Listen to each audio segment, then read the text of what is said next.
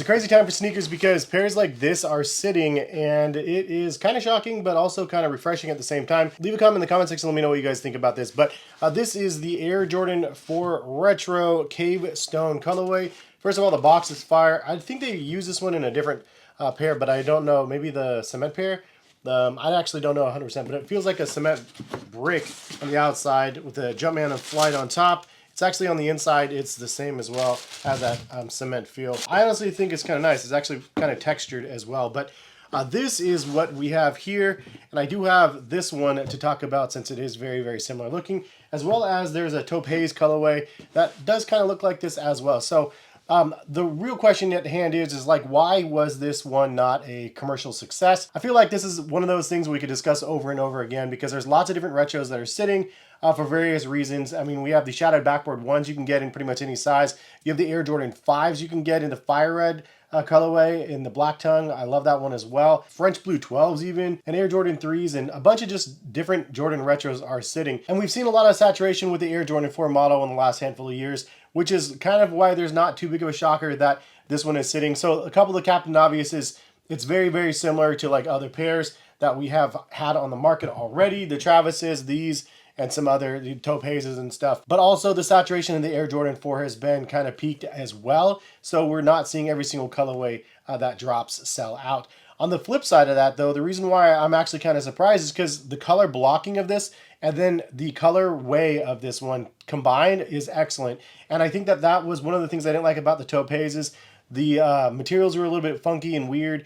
And it was a pretty good color blocking, but the materials were an interesting choice. But this color blocking is pretty much perfect. Like, it's one that we're familiar with as well. They did a couple little twists to this that I'll get into in just a second. But ultimately, the materials are nice. The colorway is excellent as well, especially that this is like a very timely release. Like, this is kind of a nice fall colored pair of sneakers. And lo and behold, we're like moving into fall. Like, usually we see like really great colorways come out in the wrong seasons, and this one is timed perfectly. So I think that that is a W for us people that just want to get a pair and be able to wear them. So if you guys are interested in buying a pair, I will link them in the description to Nike. It will take you over there if you guys buy them. I get a little bit of a kickback. It lets Nike know that you guys support the channel as well. But I'm happy to see that these are sitting. I did also just want to call out that I like the fact that this is a pair that is sitting on Nike's website. They're not trying to fake it. And that's something that is kind of commendable. I don't even think that they can do it if they wanted to because they need to make money. But you know that feeling of like buying a pair and then it's like you think it's going to sell out and then Nike says it's quote unquote sold out and then they shock drop them like 3-4 weeks in a row over and over and over again, and just refreshing the stock, knowing basically that they're just creating this false like hype about the product. And I like that they aren't really doing that right now. At least it doesn't appear that way because there's so many good retros that are just sitting on the website. You don't have to do anything crazy. I can wake up late on my Saturday or whatever day. Like even on the Fire Reds, I got them like 2 days after the release and they're still sitting obviously out there. I picked them up in person because I didn't want to wait. So having options like that out there is actually really good as well. So shout out to Foot Locker because I walked right in and grabbed my pair. It was a good experience. But I like that they're not falsely inflating and making it look like this is a limited edition shoe. So some information about these on Nike's website. Air Jordan 4 Cavestone and Black is a colorway 220. Sizes, they have 8 through 10.5 or so right now left on their site. It says, step into a classic. This AJ4 throws it back to full grain leather and premium textiles. Iconic design elements from the original like floating ice stays and mesh inspired accents feel just as fresh as they did in '89. It's weird that they call out full grain leather though, because this is like nubuck, it looks like to me. So I don't really know. Anyway, I'm kind of confused on that. Leave a comment if you guys know the difference or you guys want to clarify it for me and everybody else.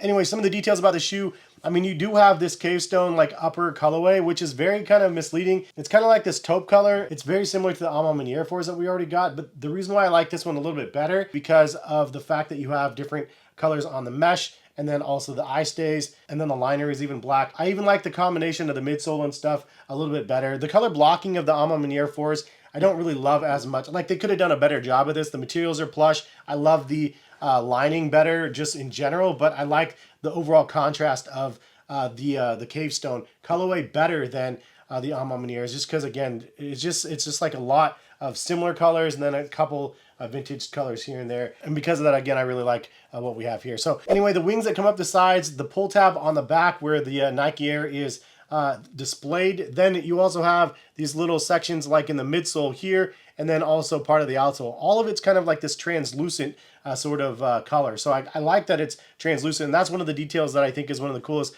Like this part of the midsole right here, having it translucent, almost gum-like. I just really like that look, and it's nice to be able to see something a little bit different where it's not just all white or all black or whatever on the midsole. Now on the tongue, you do have a Jumpman with the word flight in white. Then the reverse side of the tongue, it's black with the Air Jordan upside down, and then a black liner in the shoe as well. The Cavestone color is on the liner on the bottom, and then it has Nike Air branding on it down there as well. And speaking of Nike Air branding, you have that again, as I mentioned, on the back, but also on the bottom of the shoe. I do like the midsole is split with black, then half of it white, and then also that translucent color that I was talking about. But again, something that I like that they used white in part of this midsole. I like that they did that. It kind of refreshes the shoe a little bit, as well as have a little bit of hits on the bottom. So smart moves there. Also, one other thing I wanted to point out is you have black mesh for the side panels, and then also on the tongue over top of a layer of the Cavestone colorway. So I like that it's like the black over top of the other color. The Amamaniers, again, were both the same with the netting. Honestly, I think if you painted that netting on the Amamaniers in black, I think it would look a lot better. You do have the same colored laces as well as the rest of the shoe.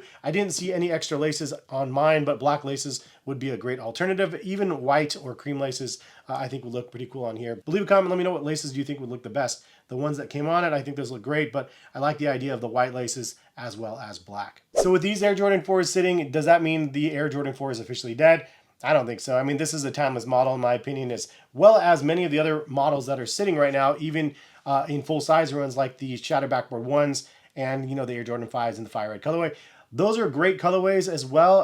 They're retros and OG colorways respectively. Really, at the end of the day, there's just a lot of pairs that are releasing over the months and months and months. And pocketbooks are a lot smaller right now for a lot of people, including myself. So it's nice to be able to actually get some of the retros we're wanting to get in good colorways that we're wanting to get them, and not have them be limited edition or just swallowed up by resellers and then not being able to actually get them for ourselves. I personally am there for it to be able to just get my own shoe, but I also like the idea of them going to the outlets and getting them for a really good price. And you know, one other thing is, back when I started collecting sneakers and really buying them more on a regular basis, when the Flip 3s came out in both colorways and stuff, I had a Nike friend just head over to the employee store, pick them up for me. I'd get them for half price. Like pretty much every single retro, I would just get half price because they weren't selling out at the employee store. They were just sitting out there. Nowadays, I don't have the connects to the employee store, but you know, I'm assuming you could probably get employee store prices on a lot of the products out there, which is fantastic. But back to my point, I kind of like we're back to that where it's like, cool, like I like this one, I'm gonna buy this one, and have the ability to actually buy it,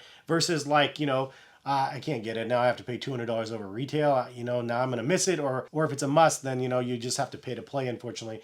I don't think that resale is dead for everything. There's going to be pairs out there no matter what that are going to have a high resale value. They're just going to be smaller numbered releases, and we'll see what the Tokyos do when they drop here in a little bit. But again, if you guys want to buy a pair of them at retail, they do have select sizes over on Nike's website. I personally would recommend buying them from Nike directly if you can, because then it lets Nike know that you made a purchase from their, you know, the Air Jordan 4s. So maybe when there's a limited edition Air Jordan 4 that drops in the future, maybe you're in better graces with Nike because you actually made previous purchases. No guarantee on that, but sometimes it does feel like they do favor those people that have bought similar things in the past. But anyways, leave a comment in the comment section. What do you guys think about the Cavestone Air Jordan 4s? I've seen it said a couple times where it's a sleeper. I love brown sneakers in general. I love fall shoes.